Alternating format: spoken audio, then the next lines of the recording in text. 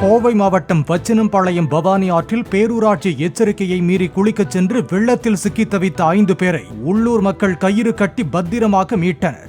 காரைமடை பகுதியைச் சேர்ந்த ராம், அவரது மனைவி, மகள் மற்றும் உறவினர்களுடன் ஆற்றில் குளித்துக் கொண்டும் துணி துவைத்துக் கொண்டும் இருந்தபோது திடீர் என தண்ணீர் வரத்து அதிகரித்தது.